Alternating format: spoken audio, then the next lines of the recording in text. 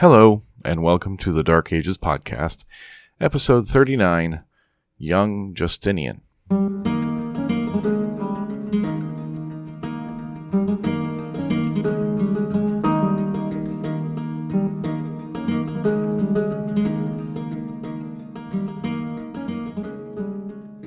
In mountainous Illyria, in a spot that Peter Heather describes as miles from bloody anywhere, was a small village called Teresium. It was on the road between Nisus and Scupi, which is today modern Niš and Skopje, and so it had seen its fair share of armies passing through, both friendly and not. In the face of one of those unfriendly armies, a young man fled to the capital. He had the good fortune of finding a place in the newly formed unit of the imperial bodyguards, and had the further good fortune of being competent and ambitious. Rising to the commander of the guards, he married, acquired wealth along with his position and prestige, and sent for the family he had left behind to come and join him and benefit from his success. One of those relatives, the son of his sister, stood out as an equally driven and intelligent young man, and the commander made sure that he got the best education money could buy, and when that was done, a plum job in the commander's unit. When the Emperor Anastasius died in 518, fate, along with a well-placed bribe, saw the imperial diadem pass to the commander of the guards, who became Justin I. His well-placed nephew, at birth named Flavius Petrus Sabatius, took a new name in honor of his esteemed patron, Justinianus. A rumor floated around Constantinople that Justin was in fact illiterate and had been a swineherd before he arrived in the city, so it wasn't surprising that he kept the well-read and energetic Justinian close to him throughout his years at the top. Justinian's first promotion was to comes excubitorie, the command position that had belonged to his uncle. Whether the rumors about Justin's background were true or not, it was certainly the case that Justin's marriage had produced no children, so it was equally unsurprising when Justinian was promoted again, first to Caesar in 525, then to co-emperor in 527, just 5 months before Justin died in September of that same year. Justinian would rule the Roman Empire for 38 years, and was behind so many projects and achievements that it seemed like a lot longer than that. His was the third longest of any imperatorship, behind only Augustus and Theodosius II, and for impact he's easily in the top 5, maybe even the top 3. I'm curious to see whether any of you will call me on the technical quibble that lives in all those statements. At the end of the last episode, I described Justinian as a bowling ball, ready to destroy the carefully laid table of the Vandal kingdom. In retrospect, the metaphor doesn't really work for the Vandals, but man does it ever work for Justinian. There are a zillion places you can go to learn about the incidents and outcomes of Justinian's reign. The obvious place to start, obviously, is the oft-mentioned History of Byzantium podcast by Robert Pearson, who devotes 16 episodes to the man and his times. I am not going to go into nearly that much detail on him, since I've said over and over again that I'm not going to spend that much time on the East, but I can't not talk about him. I've already given the outline of his rise to power in Justin's court. The rest of this episode is going to be about two things: a couple key events in Justinian's first 5 years in power, and second, introducing the people who surrounded Justinian and who will be part of our story for the foreseeable future. Justinian's first language was Latin, and in fact he apparently never shook the accent, though he spent most of his adult life working and speaking in Greek. The Illyrian countryside where he was born had been most often within the sphere of Rome, rather than Constantinople, and nostalgia for the old days of the United Empire seems to have had at least some effect on Justinian's worldview. If I have space at the end of this episode, we will try to explore the tricky question of the Eastern Empire's attitude toward its former territories in the West. The word that comes up most often in modern work about Justinian seems to be energetic. The emperor never sleeps was a common saying during his reign, and Justinian could be found wandering around the palace or working late into the night often. The list of his projects could fill up the rest of this episode, and indeed some of them will fill up the next few. The great church of Hagia Sophia in Constantinople is without question the centerpiece and most enduring monument to Justinian, but he funded dozens of churches all around the empire, updated and improved the capital's harbors, supervised the codification of Roman law, and began the construction of a new city named after himself on the site of his birth. No one, even his most ardent critic, could have accused him of being lazy. He was also apparently approachable and friendly, though Procopius accuses him of being deceitful in the extreme and very petty, which to me just proves he was a politician. Probably most importantly, he was a sharp judge of talent and surrounded himself with the most competent men available to execute his projects. Competent, not necessarily ethical or diplomatic, as we will see. When he came to the throne, Justinian was full of ideas, but first on the agenda, before he could make any headway on any of those, he needed peace with Persia. I have not talked about Persia in a long while, and I'm only going to do so now enough to bring us up to date. War with Persia had been a major distraction for Constantinople, with conflicts over the control of border states like Armenia and Iberia one of the major issues. As well as Roman forts in parts of Mesopotamia, the Persians would rather there weren't any Roman forts. Tensions in the region had been building through most of Justin's time in power, and war had broken out into the open in the last year of the old soldier's reign. At the beginning of Justinian's reign, the Persians were in the driver's seat in the conflict, but a couple of key victories shifted the momentum to the Roman side.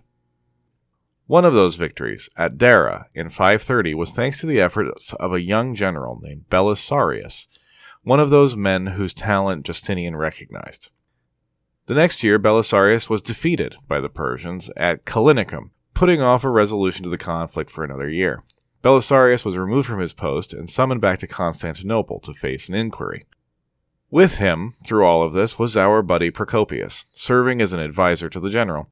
While it seems that Belisarius was about to be read the riot act, it's also likely that Justinian wanted him close for other projects, away from the Eastern theater, and was playing his cards close. In the end, peace with Persia came about thanks to the death of the Persian king of kings, Kavad I, and the succession of his son Khusro I. Khusro was familiar to Justinian. Once upon a time, Kavad had proposed that Justin adopt Khusro to secure his position against several rival claimants to the throne, which would have made him and Justinian brothers. The scheme never came to anything in the end, but it meant that there were personal connections between the two rulers. Khusro accepted a massive payment of 11,000 pounds of gold from Justinian to end the war and sign what was known, optimistically, as the Treaty of Eternal Peace between the two empires. Eternity apparently equals 8 years in the end, is how it worked out, but it was enough to free up resources for Justinian's other projects. It wasn't a universally popular peace. Many grumbled that it looked an awful lot like the Romans paying tribute to the Persians, which would imply Persian superiority, not a concept the Roman mind was comfortable with. I know what you're thinking. 11,000 pounds of gold is almost triple the largest payment ever made to Attila the Hun, almost 900,000 gold pieces. Where exactly was all of this coming from? Justinian's eye for talent comes into the equation again here. He brought new men into the civil side of government as well as the military. Most famous among these were Tribonian and John the Cappadocian. Both were important in Justinian's great codification of Roman law, which we'll talk about another time, but at the time they were both more infamous for their role in the reform of the tax policies. Justinian needed money, and these two were going to get it for him, by a combination of ruthless economizing and equally ruthless tax collection. John was especially notorious in this, more than willing to use violence to extract every available denarius from his targets. Procopius in the Secret History blames Justinian for the cruelty and dishonesty of his subordinates on the principle of culture starts at the top. Both Tribonian and John would face popular outrage, which we'll talk about shortly, but their exactions were key to putting the empire on more stable fiscal footing than it had been. Before we get to that popular outrage, we need to talk also about Theodora. Theodora leads us into the dangerous waters of the Secret History. It's hard to know what's true, what's malicious, and what's a joke. Theodora, like Justinian, was a climber and a troublemaker. She was the daughter of an animal trainer who provided animals for entertainment at the hippodrome in between the chariot races. When she grew up, she had also entered the entertainment business as well, as a dancer, and, if we're to believe Procopius, as a prostitute. Really, that is not unlikely. The line between the performing arts and the, performing arts was pretty much invisible. Procopius ascribes all kinds of exploits to her, none of which are appropriate for a family show, and an unknowable portion of which are probably complete fabrications. What is certainly true is that she was not considered an appropriate match for young, not quite yet Emperor Justinian, but the young noble was hooked. He prevailed upon his uncle to change the law to allow him to marry Theodora, and the lady thus skipped over many rungs of the social ladder, between circus and palace, in a single leap.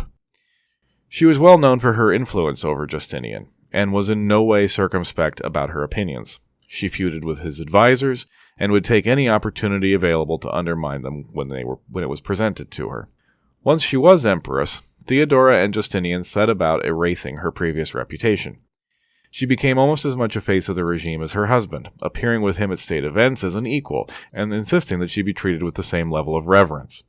Outwardly, this shored up the dynasty's legitimacy, presenting the couple as God's chosen leaders of the one and only Christian empire. But it bred resentment among the hereditary nobility, who were well aware of Theodora's and indeed Justinian's backgrounds. That resentment was especially dangerous because of the way Justin, and then Justinian, had come to the throne. Justin had not become emperor because Anastasius had no remaining relatives. He had just been the most adroit of the competitors on the spot at the time.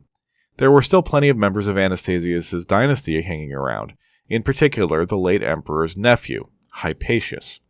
Meanwhile, the Demes were the factional supporters of the various chariot racing teams, chafed under the exactions of the new civil administration, and resented the uneven implementation of Justinian's legal reforms. The Demes were kind of a combination fan club and street gang, often led by young noblemen with too much time on their hands. Before he became emperor, Justinian had been a supporter of the faction called the Blues, but that support did not translate into preferential treatment once he came to power, and the Blues resented that. Their rivals, the Greens, had meanwhile not forgiven the emperor's earlier favoritism to their opponents. Elements within the palace seemed to have stoked these resentments. As the Persian War dragged on, tensions in the city rose. When it ended, under terms that could certainly be spun as a humiliation, the situation only worsened. At the races on January 13th, 532, things turned ugly. The hippodrome abutted the palace, so Justinian could enter his box without going out on the street, and he was in attendance for that day's races. Regularly showing himself to the public was one of the ways the emperor demonstrated that he was in good health and in control, and gave the populace an opportunity to make their feelings about the regime known. Right from the start, the January crowd was hostile, shouting abuse at the emperor and empress. As the day progressed, their mood only deteriorated. Instead of the usual factional chants, the whole crowd began chanting in unison, Nika, Nika, which was the Greek word for victory, and which gave the Nika riots their name. The end of competition was quickly followed by violence. Stones and refuse were thrown at the emperor's box, and he and Theodora were forced to retreat inside the palace. The crowd streamed out of the hippodrome and took control of the streets. Fires were set around the city, and the imperial guard was helpless in the face of such mass opposition. Fire was the nightmare scenario for all ancient city dwellers, and this one spread quickly. The great Hagia Sophia Church, the baths of Zeuxippus, and parts of the palace itself were all consumed by the flames, along with the colonnaded marketplace built by Constantine, and many private dwellings. Fire was applied as if by the hand of an enemy, as Procopius puts it. The rioters demanded the removal of John the Cappadocian and Tribonian. Justinian caved to the demand, and the two were removed from their posts. They, along with many others, barricaded themselves in the palace for safety. The specificity and clear targeting of the demand was the first sign that these riots were receiving direction from somewhere inside the bureaucracy, and suspicions inside the palace grew. Some of the rioters indicated that they would not accept anything less than Justinian's abdication in favor of Hypatius. Hypatius himself went to the emperor to personally assure him that he had nothing to do with the riots and had no interest in the throne. Justinian appears to have believed him, not that it did either of them any good.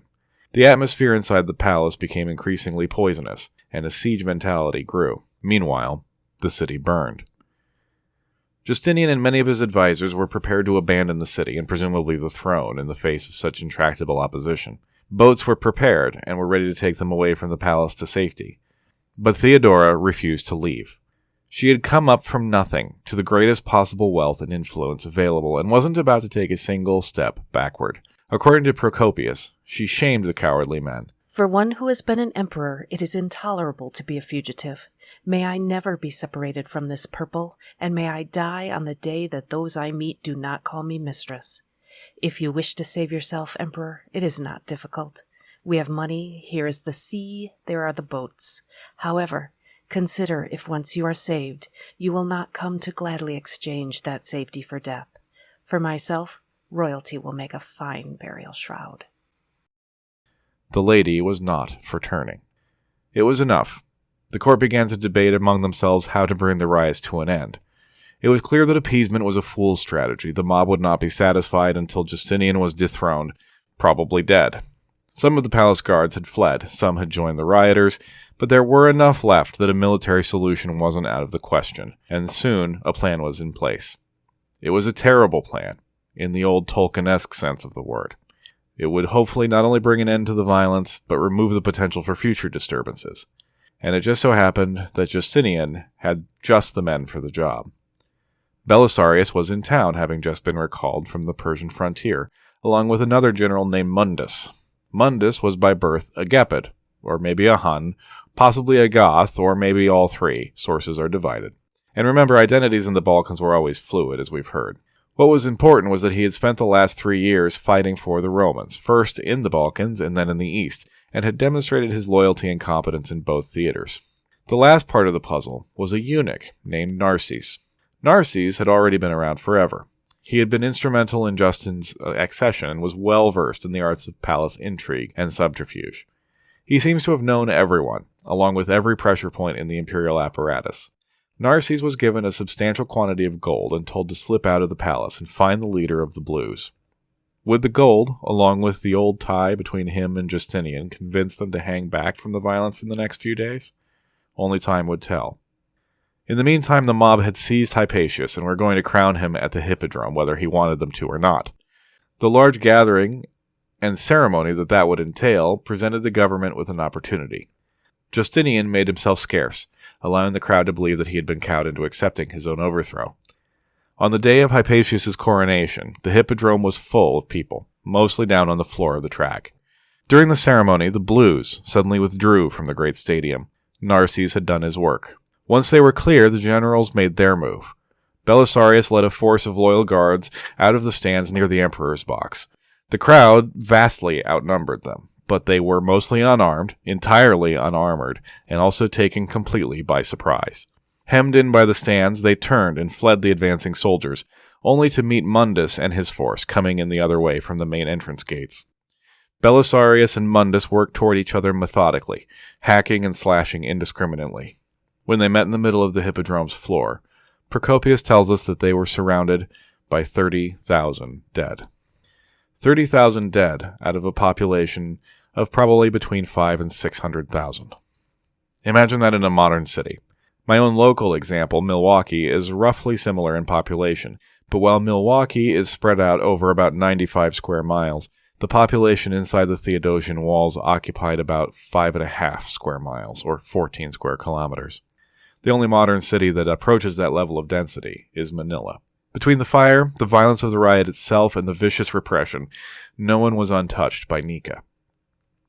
Popular protest, and indeed riot, had always been part of Constantinople's popular political culture, but the response to the Nika riots tore the heart out of the city. No popular unrest would trouble Justinian again.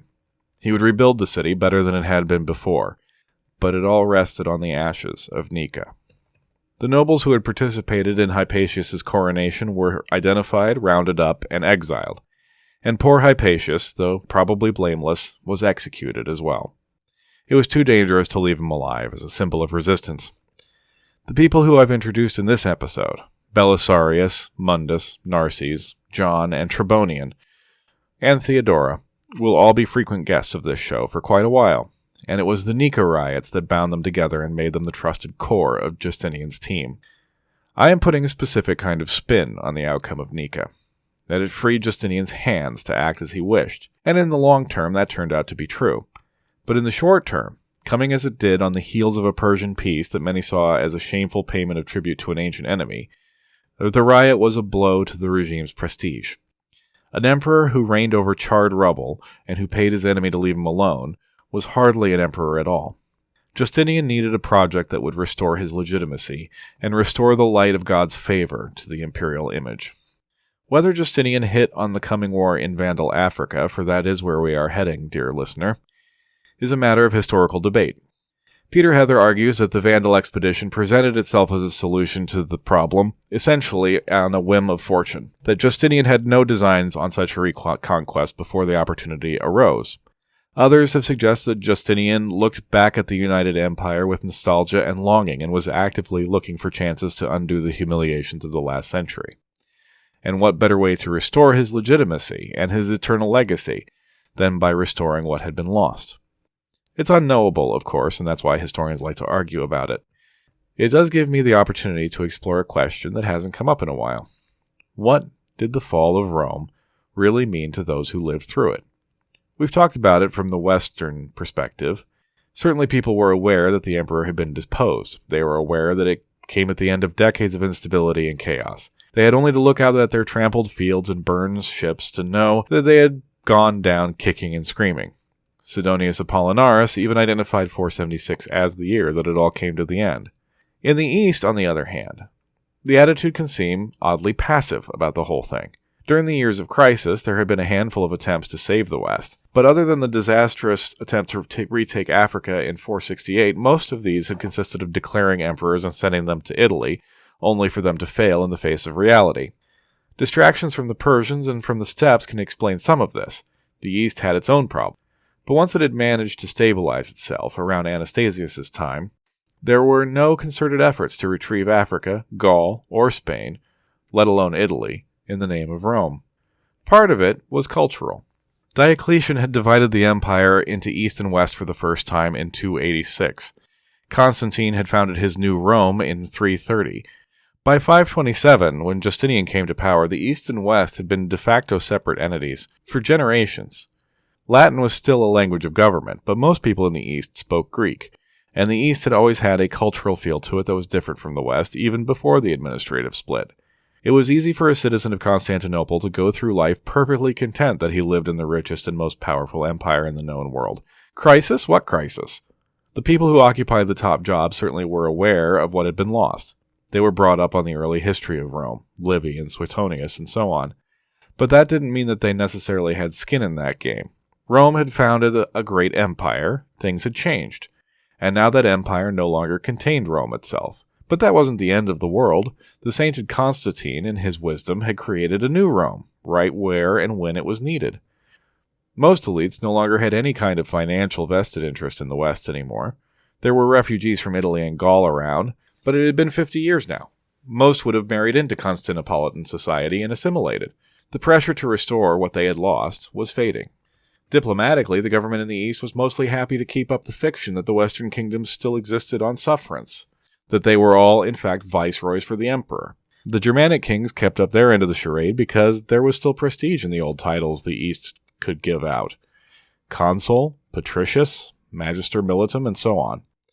Kings of the Franks, the Ostrogoths, and the Burgundians all accepted imperial titles with pride, and did their best to stay on good terms with New Rome. So what was changing? I've already tipped my hand. Justinian's going to war in the West. Why now? It's tempting to put it all down to ego, and that may have played a part. Justinian was a man wholly comfortable with the idea of himself as God's hand-picked representative, and his self-regard seems to have had few limitations. But as we'll see, the Vandal War didn't start as a mission to restore what had been. I don't have an answer to this question yet, but with the ascension of Justin, Roman propaganda shifted toward a much harsher tone with regard to the Western kingdoms. It's in Justin's reign that the first reference appears in a chronicle to 476 as the fall of the West. Sidonius's earlier notation was in a letter, not an actual official history. The sense that something was wrong, that it had to be righted, comes more and more to the forefront. Part of it may also have been religious. While Anastasius had been emperor with his unorthodox Monophysite views, the separation of the Pope from the Eastern Patriarch had seemed bearable. In the Orthodox mind, both the Pope and the conventional Christians of the East suffered under heretical rulers. But once the ultra-Orthodox Justin and the equally conventional Justinian were in place, the Acacian Schism was healed, and the situation changed. Now the East was ruled under one true faith, while the Pope groaned in subjection to an alien Arian oppressor. And how much worse then was the fate of the inhabitants of Africa? The Arian king of Italy, Theodoric, could at least make a case that he was a civilized man. Not so the Vandal savages. Hostility to the Western kings on an ideological basis was gaining ground in eastern corridors of power, and Justinian would give that hostility shape. Next time we will hear about the first of Justinian's wars of restoration, as Procopius accompanies Belisarius to tell us all about it firsthand. I was extremely sloppy last time and forgot to thank people for their support. I'm very, very sorry about that. My incompetence in this regard, coupled with the long break, means that I have a lot of these to catch up on, which is a nice problem to have. So thank you so much to Anne, James, Michael, Catherine, and Luke.